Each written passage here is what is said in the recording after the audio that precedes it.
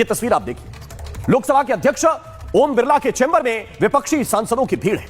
अखिलेश यादव है, प्रियंका गांधी है, डीएमके की सांसद कनिमोझी है और एक प्रस्ताव लोकसभा अध्यक्ष को सौंपा जा रहा है। यह तस्वीर जरा देखिए, यह कोई सामान्य नोटिस नहीं है, सामान्य प्रस्ताव नहीं है। यह प्रस्ताव एक हाई कोर्ट के जज के खिलाफ महाभियोग का नोटिस है। यह महाभियोग का नोटिस है, उनको हटाने के लिए लाया गया नोटिस है। जज का नाम है जी.आर. स्वामीनाथन। और क्यों लाया गया, इसका जवाब खुद कनिमोझी ने दिया है। उन्होंने लिखा है, उन्होंने एक एक्स पोस्ट किया है। उन्होंने लिखा कि हमने आज महाभियोग का नोटिस लोकसभा अध्यक्ष को दे दिया है। इस महाभियोग के जरिए मद्रास हाईकोर्ट के जज जी.आर. स्वामीनाथन को हटाने की मांग की गई है, क्योंकि उनके फैसले सांप्रदायिक सौहार्द को बिगाड़ने वाले हैं। वो सेकुलर नहीं लग रहे, इसलिए उनको हम हटाना चाहते हैं। कई चीजें इस नोटिस में दी गई हैं। अब दर्शकों, यह आपका अधिकार है, यह आपको जानना चाहिए कि जज ने ऐसा क्या किया कि उनको हटाने के लिए 125 से ज्यादा जो सांसद हैं वो दस्तखत कर चुके हैं। 120 से ज्यादा सांसदों का दावा है।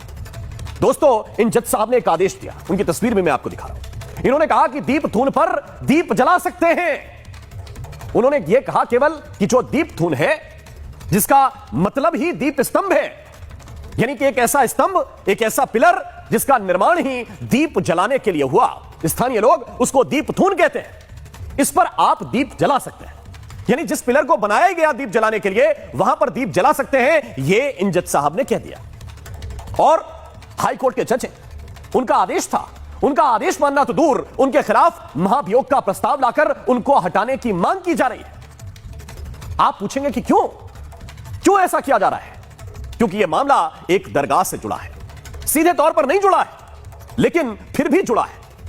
मैं आपको समझाने की कोशिश करता हूं। इसे समझने के लिए आपको उस जगह को समझना पड़ेगा जहां पर विवाद है। दर्शकों, तमिलनाडु में एक परंपरा है, एक त्योहार है, जिसको कहते हैं कार्तिकाई दीपम। यह त्योहार मनाया जाता है। यह रोशनी का त्योहार है, दीप जलाने का त्योहार है। जैसे आप दिवाली पर जलाते होंगे, यह दीप जलाने का त्योहार तमिलनाडु में मनाया जाता है। यह हिंदुओं की बहुत पुरानी परंपरा है। और मदुरई में थिरुपरमकुंद्रम एक मंदिर है और यहां भी दीप जलाए जाते हैं। यह त्योहार मनाया जाता है। यहां पर एक दीप स्तंभ बना है, मेरी बात को बहुत गौर से सुनिएगा। इस मंदिर में एक दीप स्तंभ बना है, जिसको स्थानीय लोग जो हैं वो दीप थून कहते हैं। इस दीप थून से करीब 45-50 मीटर दूर एक दरगाह है और यही दीप स्तंभ अब विवाद की वजह बन गया है। इस दीप थून पर दिया जलाने की मांग को लेकर एक याचिका हाई कोर्ट की मदुरई बेंच में दाखिल की गई। याचिकाकर्ता ने कहा कि हमको उस दीप थून पर दिया जलाने दिया जाए। हाई कोर्ट के जज हैं जी.आर. स्वामीनाथन। उन्होंने उस याचिका पर आदेश दिया कि दीप थून पर दिया जला सकते हैं, लेकिन इस दीप स्तंभ जिसकी मैं तस्वीर आपको दिखा रहा हूं, इस पर दिया जला क्या? इस दीप स्तंभ पर दिया जला क्या?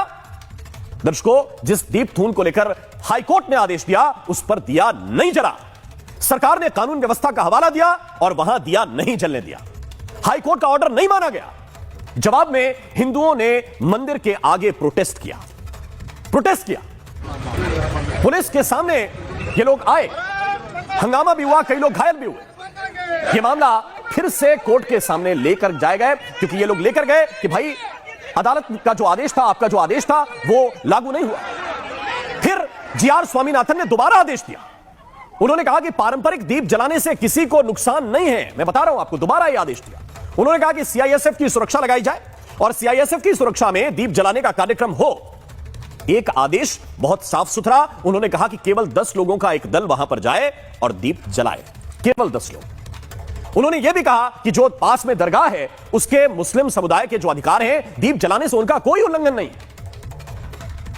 इसके बाद यह मामला चला गया हाई कोर्ट की डिवीजन बेंच के पास, क्योंकि डीएमके की सरकार को यह पसंद नहीं था। डिवीजन बेंच में अपील की गई और डिवीजन बेंच ने भी कहा कि यह फैसला ठीक था। इस फैसले को डिवीजन बेंच ने भी बरकरार रखा। और अब जैसे यह फैसला आया, डीएमके सरकार इसके खिलाफ सुप्रीम कोर्ट चली गई। लेकिन इससे पहले कि सुप्रीम कोर्ट सुनवाई करे, इससे पहले कि सुप्रीम कोर्ट यह तय करे कि फैसला ठीक है कि नहीं है, डीएमके की सरकार सीधा जज को हटाने पर उतर आई है। और आज इस मामले पर कोई नहीं बोल रहा है।